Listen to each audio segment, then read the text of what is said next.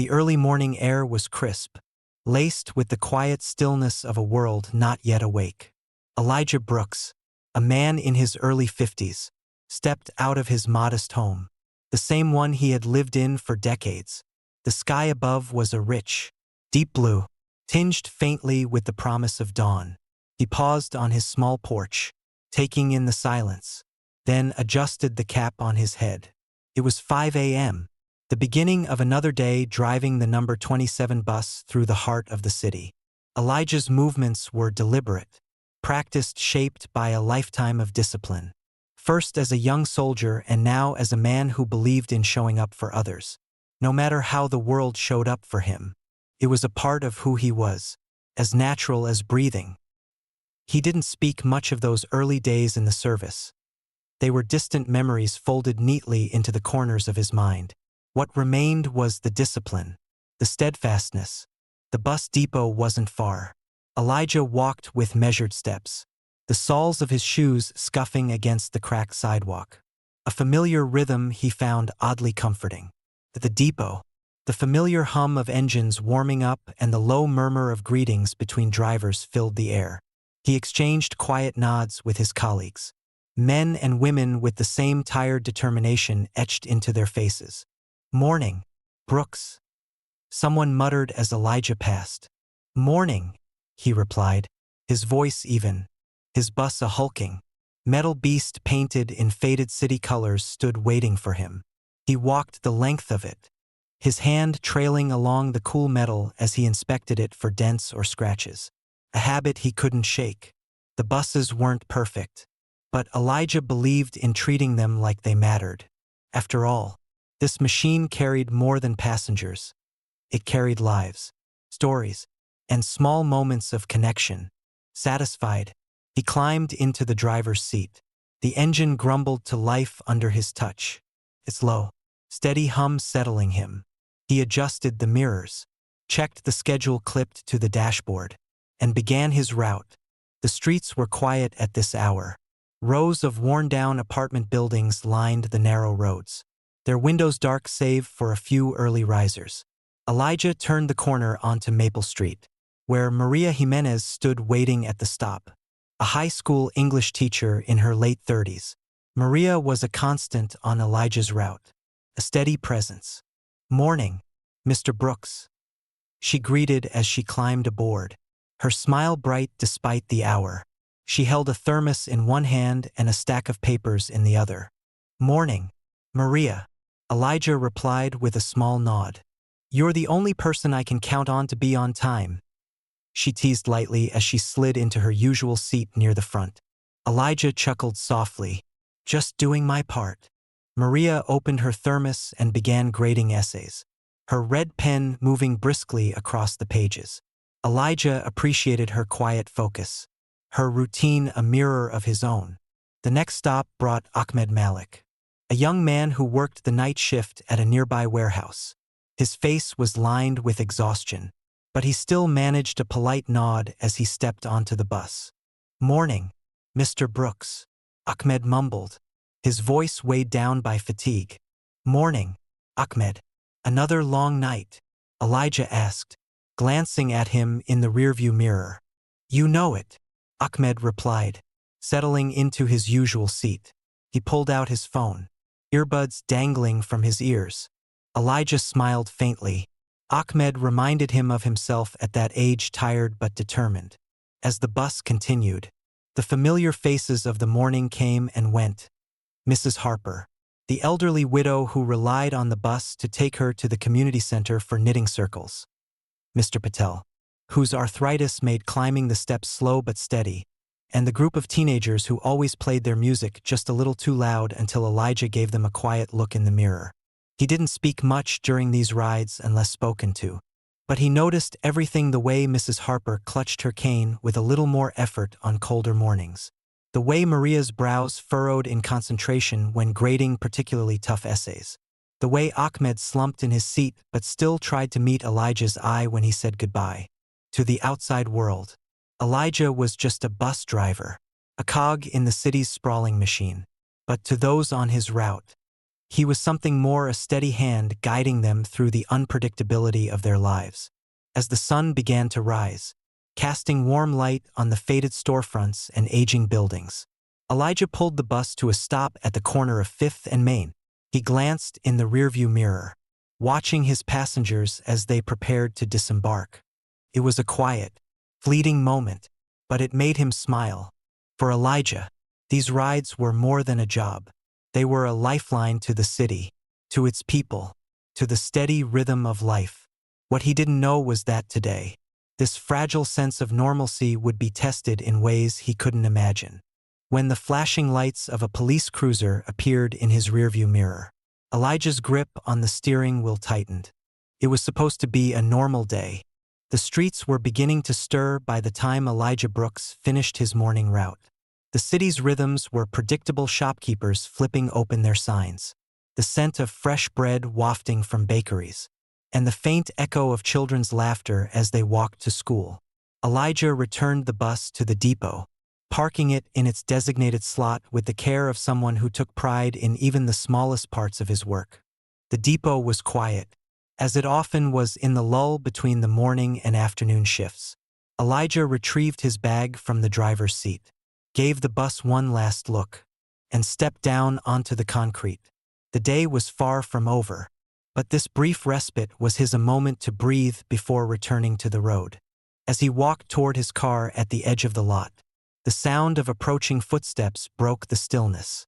It wasn't unusual to hear other drivers moving around, but something about these footsteps, deliberate, measured, made Elijah pause. He turned, his gaze landing on two familiar figures stepping out from the shadows. Officer Jared Collins and Officer Ethan Blake. Elijah's chest tightened. He recognized them immediately, the same officers who had pulled him over earlier that morning. Their uniforms were gone, replaced by plain clothes that only made their presence feel more intrusive. "Mr. Brooks," Collins said, his voice carrying a false familiarity that grated against Elijah's nerves.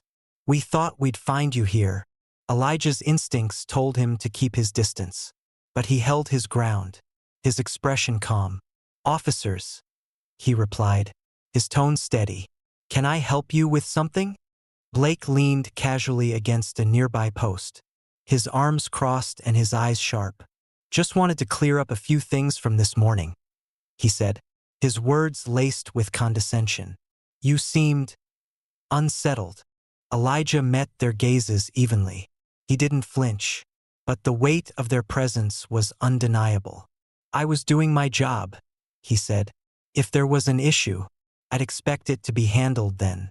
Not here." Collins smirked, taking a step closer. "You've got a lot of people who seem to think you're untouchable," he said, his tone casual but dangerous. "Recording us, questioning us. That's not how this works." Elijah's pulse quickened, but his voice remained calm. "I didn't question you. I asked why I was stopped. That's a reasonable thing to do." Blake pushed off the post, stepping into Elijah's personal space. "Reasonable," he repeated, as though testing the word on his tongue. "See, that's the problem. Brooks, people like you think you're entitled to explanations." The words hung in the air, heavy with implication. Elijah didn't miss the underlying meaning, the silent accusation that he'd stepped out of line simply by expecting fairness. "I don't want any trouble," Elijah said, keeping his voice measured. "I've got nothing to hide." "That's good," Collins said, circling him like a predator. "Because trouble has a way of finding people who don't know their place." The first blow came without warning. Collins' fist struck Elijah's ribs, knocking the wind from his lungs. He stumbled back, clutching his side. But before he could fully register what had happened, Blake shoved him hard against the depot wall. The concrete was cold against his back, and the sharp edge of pain radiated through him as Blake's fist connected with his jaw.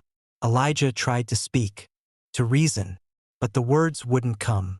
Each hit felt calculated, deliberate, as though they weren't just trying to hurt him, but to remind him of something deeper, his supposed place in the world. "Think you're tough?" Blake sneered, landing another punch. "Think you can make us look bad and walk away?"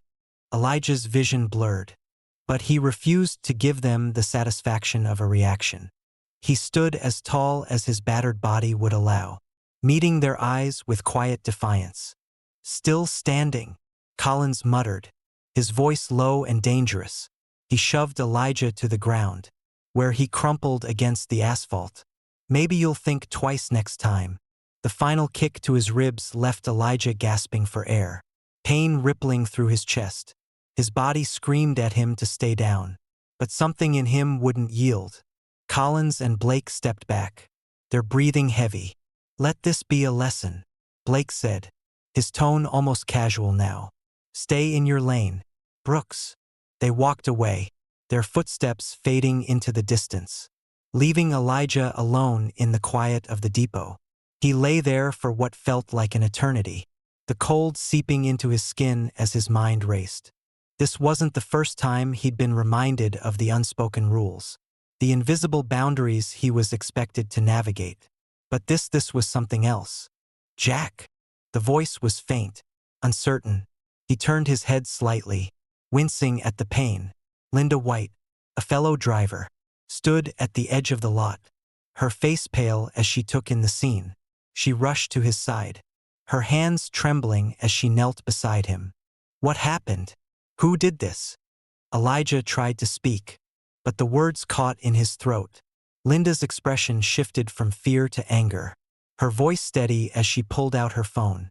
"I'm calling an ambulance," she said firmly, her hands shaking as she dialed. "You're going to be okay." Elijah's gaze drifted toward the sky, the soft blue now tinged with the warm hues of afternoon.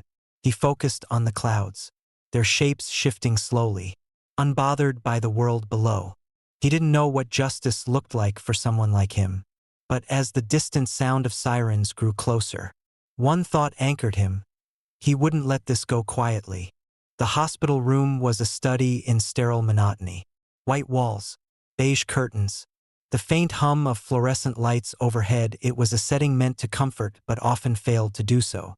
Elijah Brooks lay on the firm mattress, his ribs tightly bandaged, and the dull throb of pain anchoring him in the present.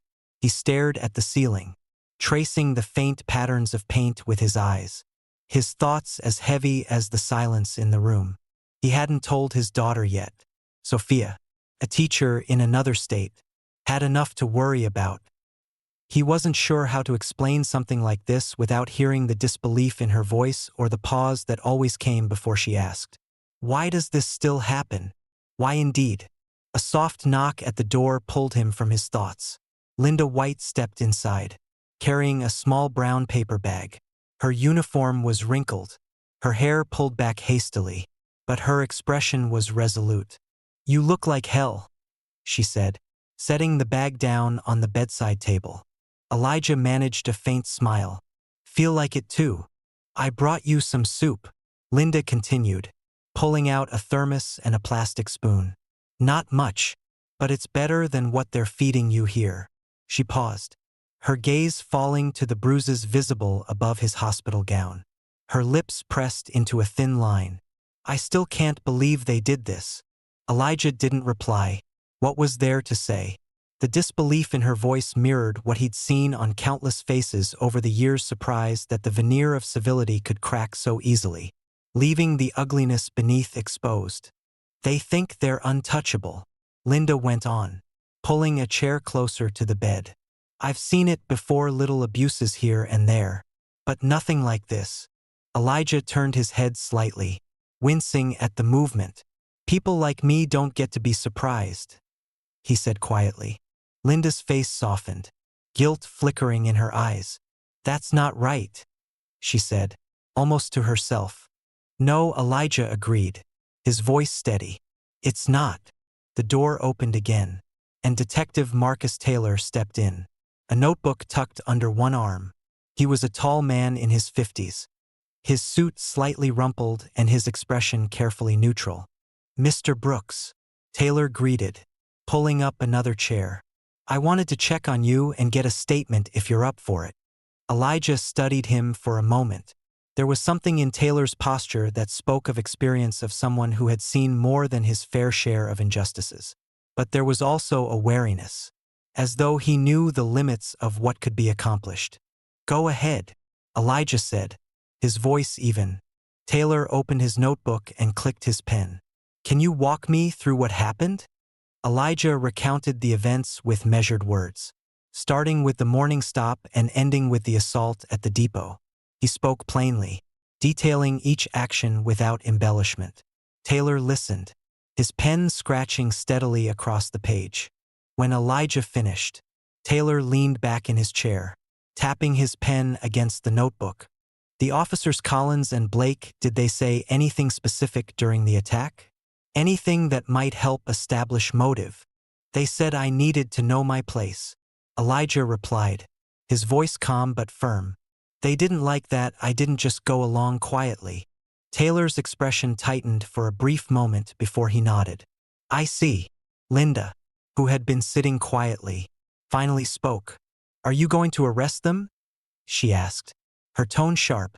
Taylor sighed, closing his notebook. "Cases like this are complicated," he said carefully. "It's your word against theirs. Officers Collins and Blake will claim it was self-defense, that they were provoked, without hard evidence." He trailed off, his meaning clear. Elijah's jaw tightened, but he said nothing. This wasn't new to him. The weight of proof always seemed heavier when it fell on men like him. Linda's face flushed with anger. "Hard evidence?" she said. "What about the bruises? The broken ribs? Isn't that enough?" Taylor hesitated, then looked at Elijah. "It helps, but it's not definitive. Do you have any witnesses? Anyone who saw the attack?" Elijah shook his head. "It was just me and them." Linda's eyes lit with sudden realization. "Wait," she said, standing abruptly. "The security cameras at the depot, they're always running. We might have footage." Taylor sat up straighter. "That could change everything," he said, his tone shifting. Elijah's gaze flicked to Linda, a faint glimmer of hope breaking through the fatigue. "You think it's there? If it is, we'll find it," Linda said firmly. Taylor rose from his chair. "I'll need access to that footage," he said. "If it's as clear as you think, could make all the difference." Linda nodded, already reaching for her phone. "I'll talk to the depot manager. We'll get it." As Taylor left the room, Elijah leaned back against the pillows, his body aching with every movement. Linda sat beside him, her hands clasped tightly in her lap. "You're going to get through this," she said softly. Elijah didn't reply immediately. His gaze drifted to the window, where the late afternoon sunlight filtered through the blinds. The city outside moved on, indifferent to the pain within these walls. "Maybe," he said finally, "but it shouldn't take this much to prove the truth." Linda's silence was answer enough. Elijah Brooks sat in his small hospital room, the muted hum of the overhead fluorescent lights filling the silence. Outside the window, the sun dipped low, casting a warm orange glow over the city. The bandages wrapped tightly around his ribs were a constant reminder of the assault. He had replayed the incident in his mind so many times that it had begun to feel like a distant memory, detached and surreal. His thoughts were interrupted by a knock at the door. Before he could answer, it opened slowly, revealing Maria Jimenez, her arms full of a bouquet of wildflowers and a small card. Behind her trailed Ahmed Malik, carrying a brightly colored gift bag, and Mrs. Harper, steadying herself with her cane. Elijah blinked, caught off guard by the sight of them. "What are you all doing here?" he asked, his voice hoarse but tinged with warmth. Maria smiled as she placed the flowers on the small table beside his bed. "What do you think? We came to see you," she said, pulling a chair closer. "You didn't think you'd get rid of us that easily, did you?" Ahmed grinned as he set the bag down. "It's from the kids," he said. "They made you cards. Said it's the least they could do for Mr. Brooks." Mrs. Harper lowered herself into the other chair, her movements slow but deliberate. She reached for Elijah's hand, her grip firm despite her frailty.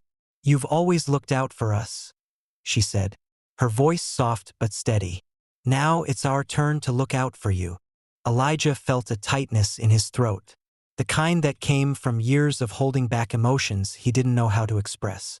He glanced at the flowers, the gift bag, and the earnest faces of his passengers. "I don't know what to say," he murmured. "Don't say anything," Maria said firmly. "Just listen. You've been a part of our lives for years.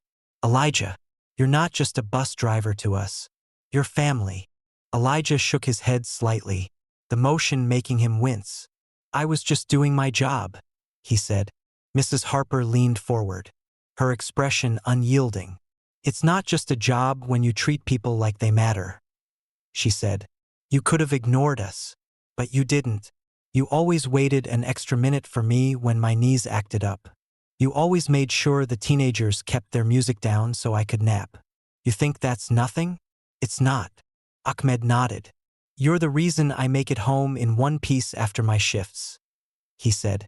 "You don't just drive the bus, Mr. Brooks. You make it feel like a safe place." The words sank in slowly, wrapping around Elijah like a blanket he didn't know he needed.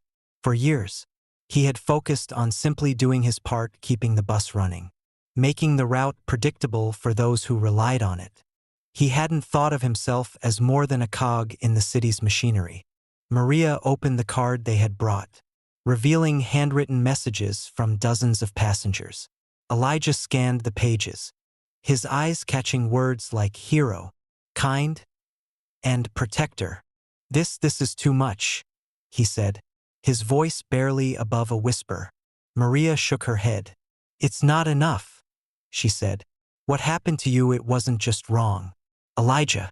It was cruel, and we're not going to let it slide. You've always been there for us, and now we're going to be there for you." Ahmed leaned forward, his expression earnest.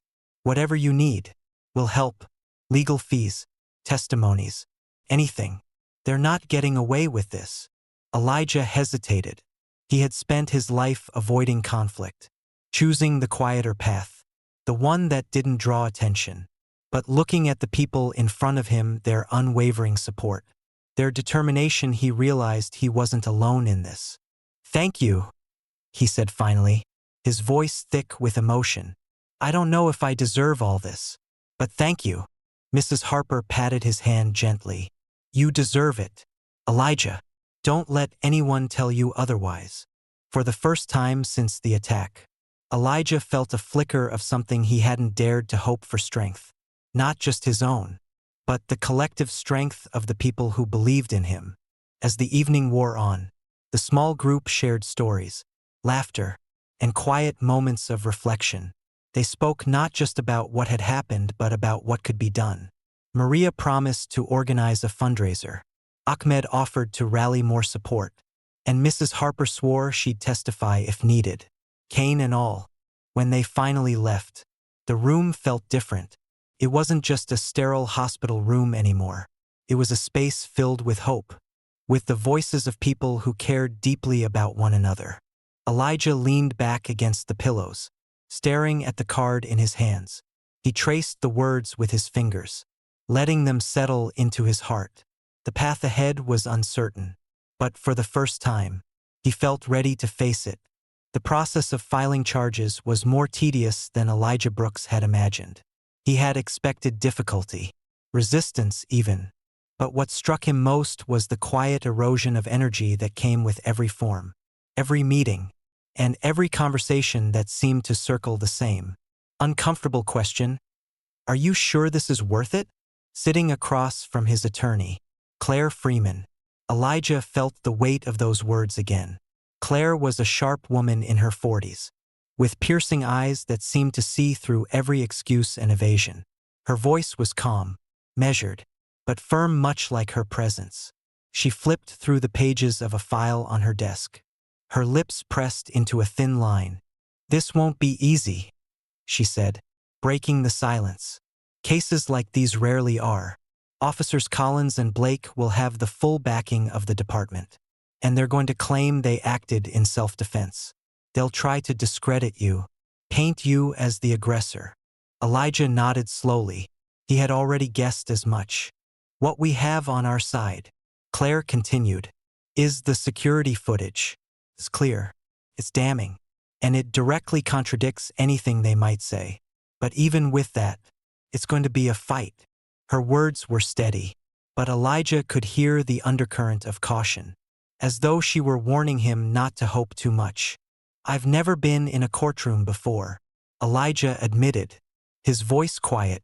Claire looked at him, her expression softening. You won't be alone, she said. I'll be there every step of the way, and your community, they'll be there too. You've built something with those people. Elijah, don't underestimate what that means. He let her words settle, thinking back to the hospital room filled with his passengers, their voices promising to stand by him. It was strange to feel so seen after years of moving quietly through the world, doing his job and asking for little in return. The meeting ended with a list of tasks, additional statements to be given, forms to be signed, and the footage to be officially submitted as evidence. Claire walked him to the door of her office, her heels clicking against the polished floor. One more thing, she said, stopping him before he left. The media might get involved. Cases like this tend to draw attention. Be ready for that. Elijah didn't answer right away. The thought of his name, his face, his life laid bare for strangers to judge it unsettled him in ways he couldn't quite explain. But he met her gaze and nodded. I'll be ready, he said, though he wasn't sure it was true. Back at home, Elijah sat at his kitchen table. The file Claire had given him spread out in front of him. The house was quiet, save for the faint hum of the refrigerator. His daughter Sophia had called earlier, her voice laced with worry when he finally told her what had happened. She wanted to come down, to be with him, but he had convinced her to stay where she was. I'll be fine, he'd said, though he wasn't sure if he believed it. His phone buzzed on the table, pulling him from his thoughts. It was a text from Maria. We're organizing a meeting tomorrow at the community center. Come if you can. We've got your back. He stared at the message for a moment, his thumb hovering over the screen before typing a simple reply. Thank you. The community center was bustling the next evening, its modest meeting room filled with familiar faces. Maria had taken charge, her natural energy and determination shining as she coordinated the group. Ahmed was there, along with Mrs. Harper and even a few teenagers from the bus route. When Elijah entered, the room quieted briefly, all eyes turning toward him. He felt their concern, their respect, their quiet anger at what had been done to him. Maria walked over, her smile warm but serious. We've been talking, she said, guiding him to a seat near the front, about how we can help, fundraising for legal fees, spreading the word, gathering more testimonies, whatever you need. We're here. Elijah sat down, taking in the faces around him, people he had driven to work, to school, to appointments, people whose names he had learned over years of quiet conversations. Now they were here, not as passengers but as allies. Thank you, he said, his voice steady. I don't know what I'd do without you all. Mrs. Harper raised her hand, her movements slow but deliberate. You've done enough for us. Elijah, she said, let us do something for you now. Over the next few weeks, the preparations moved forward. Claire filed the charges. The security footage was submitted, and more passengers came forward to offer their statements. Some, like Maria and Ahmed, had seen the officers pull Elijah over that morning. Others simply spoke about the kind of person he was: steady, kind, dependable. Through it all, Elijah felt the weight of what was happening. It wasn't just about him. It was about something larger, something that had always been there but rarely spoken aloud. The unspoken rules, the subtle lines he was expected to stay within. The city buzzed with quiet tension as news of the case began to spread. Local headlines framed it as controversial, and comments online ranged from supportive to dismissive. Elijah didn't read them. He couldn't. Instead, he focused on what he could control, telling the truth, standing firm, and leaning on the people who had shown up for him. One evening, as he sat on his porch watching the sun dip below the horizon, Linda stopped by, She carried a small envelope, her expression unreadable. "What's this?" Elijah asked as she handed it to him. "Just open it," she said.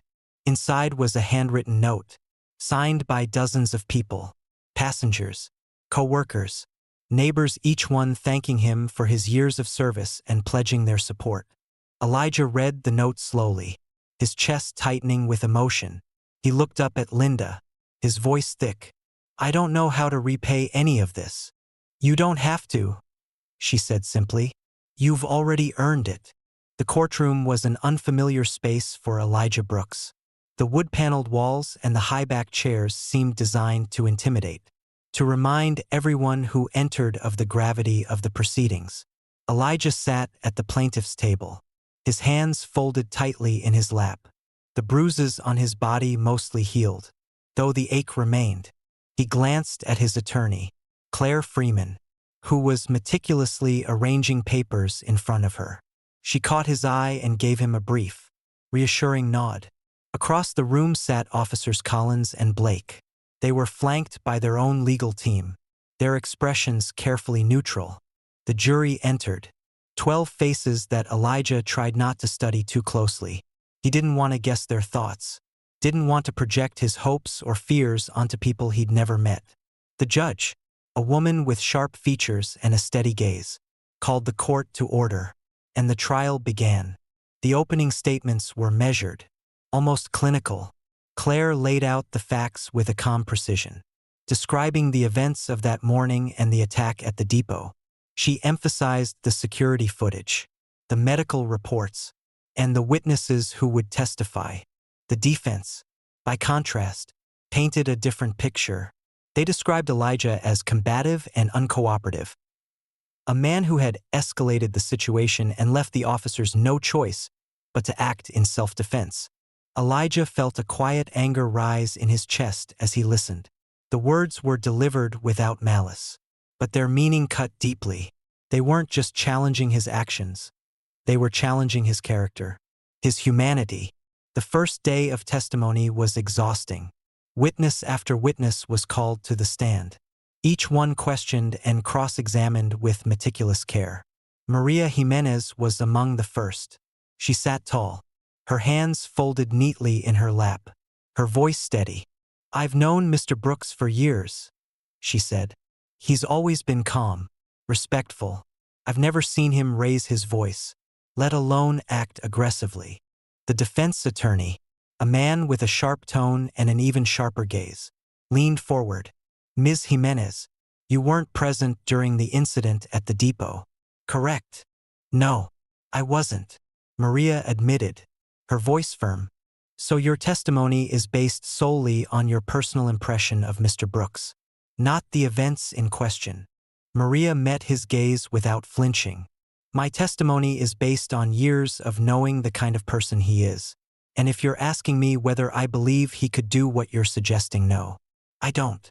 The jury's faces remained unreadable, but Elijah felt a swell of gratitude for her unwavering support. The highlight of the day came when Claire introduced the security footage. The courtroom fell silent as the video played on a large screen. The grainy black and white images showed Collins and Blake approaching Elijah, their body language unmistakably aggressive.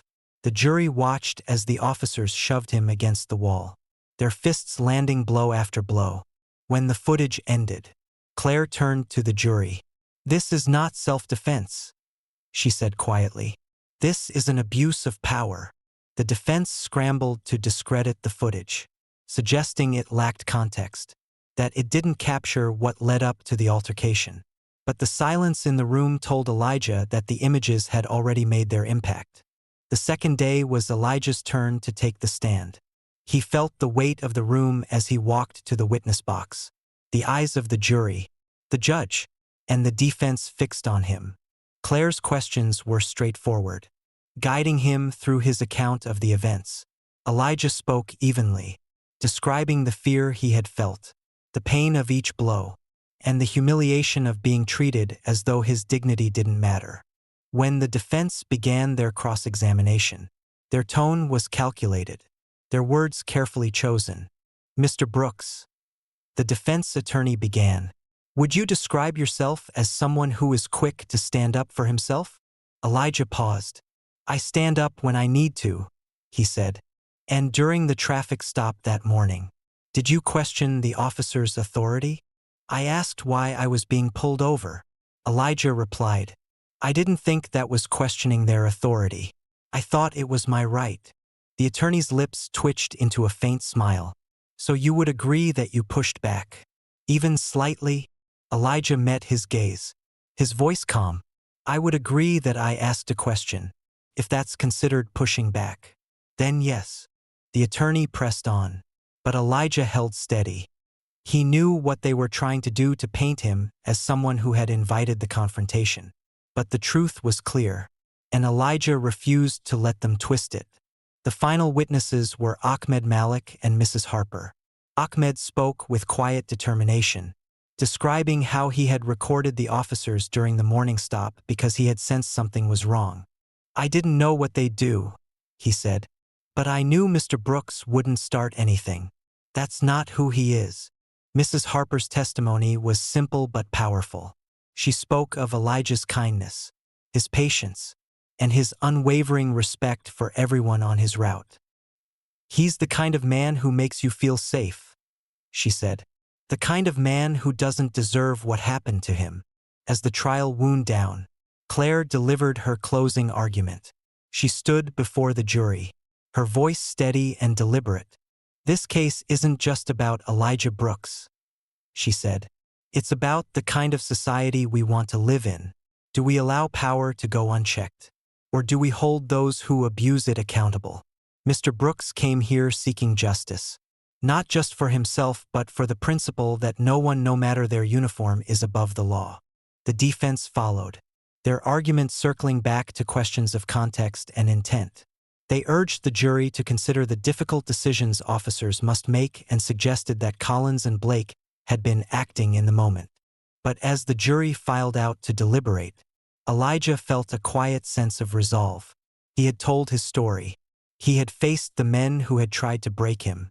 Whatever the verdict, he knew he hadn't stayed silent. The courtroom was silent as the jury filed back in. Their faces were unreadable, their movements deliberate.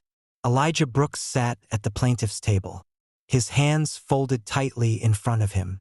He felt the weight of every eye in the room pressing down on him, friends, strangers, even the two men who had hurt him. Beside him, Claire Freeman leaned in. Whatever happens, she whispered, you've shown courage just by being here. Elijah nodded but said nothing. His heart beat steadily, each thud a reminder that this moment was real.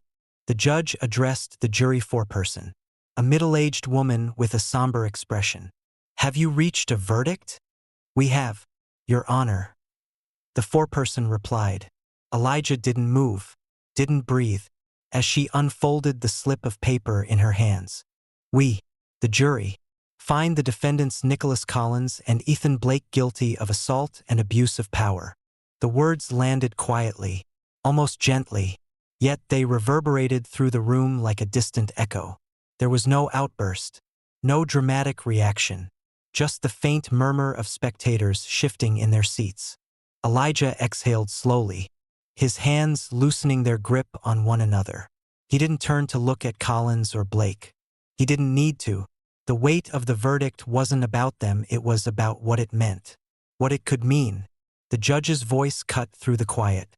Officers Nicholas Collins and Ethan Blake are hereby sentenced to 5 years in state prison and are dismissed from their positions in the police department, effective immediately. Afterward, the courtroom emptied gradually. Collins and Blake were led away in handcuffs, their faces pale and their expressions carefully blank. Elijah watched them leave, not with triumph but with something quieter, deeper, a sense of closure. As they disappeared from view, Maria Jimenez placed a hand on his shoulder. You did it, she said softly. He nodded, though it didn't feel like a victory, felt like something smaller, something harder to define, a step forward in a long, uneven journey. Outside the courthouse, the late afternoon sun hung low in the sky, casting long shadows across the steps. A small group had gathered friends, passengers, people who had heard his story and come to show their support. Ahmed Malik stood near the edge of the crowd, his hands shoved deep into his pockets. When Elijah emerged, he stepped forward, a quiet smile on his face. "They didn't win," Ahmed said simply. Elijah nodded. "No, they didn't." Mrs. Harper, leaning heavily on her cane, approached next. "This doesn't fix everything," she said, her voice tinged with both relief and sadness. "But it's a start."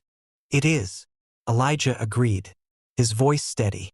As the crowd dispersed, Claire joined him on the steps. "You've set a precedent," she said. "Cases like this don't always end this way. People will see this and know it's possible." Elijah met her gaze. "It shouldn't have to be this hard," he said. "No," she replied. "It shouldn't." They stood in silence for a moment, watching the city move around them. Cars honked in the distance. Pedestrians hurried along the sidewalks. And the world carried on as though nothing extraordinary had happened. Later that evening, Elijah sat on his porch, the soft hum of crickets filling the air. The sky was clear, dotted with stars that seemed impossibly far away. He thought about the trial, the verdict, the faces of the people who had stood by him. He thought about Collins and Blake, and the systems that had allowed them to act as they did for so long. And he thought about the people who would come after him, who might face similar battles with far less support. The fight wasn't over, not for him, not for others, but for the first time in a long time. Elijah felt something close to hope. He leaned back in his chair, the weight on his shoulders a little lighter. For now, that was enough. The bus rumbled softly beneath Elijah Brooks' hands as he guided it through the familiar streets of his route. It was his first day back. And though the movements were second nature, there was a quiet weight to each turn of the wheel. The city stretched out before him, both unchanged and subtly different, as though the months away had shifted his perspective. Passengers boarded at their usual stops, some nodding to him with quiet smiles, others offering brief, warm words of welcome. Maria Jimenez was the first to greet him, clutching her thermos of coffee and a thick stack of papers. "Good to see you back, Mr. Brooks," she said, her voice carrying its usual warmth. "Good to be back," Elijah replied, his smile faint but genuine. She settled into her seat, flipping open a folder, but not before glancing at him once more with a look of quiet reassurance. The bus filled slowly, familiar faces slipping into their usual places. Ahmed Malik climbed aboard at his stop, earbuds dangling from his ears. He gave Elijah a firm nod. "Morning, Mr. Brooks," he said, his voice steady. "Glad to see you." "Good morning, Ahmed," Elijah replied. Mrs. Harper was next, her cane tapping rhythmically against the steps as she climbed aboard. Elijah waited a moment longer than usual, ensuring she had her footing before starting again. "You didn't think we'd let you stay away forever, did you?" she said with a sly smile. Elijah chuckled softly. "Not for a second." As the bus wound through its route, the streets seemed brighter, though Elijah knew it wasn't the city that had changed. It was the people. They greeted him with warmth, their words carrying the weight of shared understanding. He thought about the trial, the long hours spent recounting every detail, the faces of the jury as they listened. He thought about the verdict, the moment of relief that had swept over him like a quiet wave. And he thought about the faces of Collins and Blake as they were led away, not with triumph but with a sense of resolution. But most of all, Elijah thought about the people who had stood by him: Maria, Ahmed, Mrs. Harper, Linda, and so many others. They had spoken up when it would have been easier to stay silent, stood beside him when the weight of the fight felt unbearable. At the final stop of the morning, a young man stepped onto the bus. He was unfamiliar, carrying a large backpack and a hesitant expression. He paused at the fare box, fumbling for change.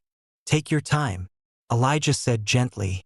The young man looked up, his shoulders relaxing slightly. He dropped his coins into the slot and made his way to an empty seat.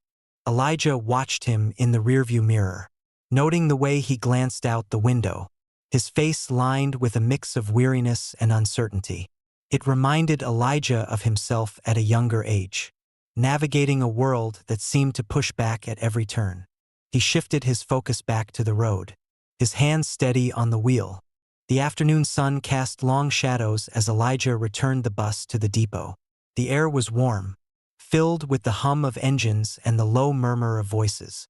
He stepped down from the bus, running a hand along its side as he walked away, a habit he'd never outgrown.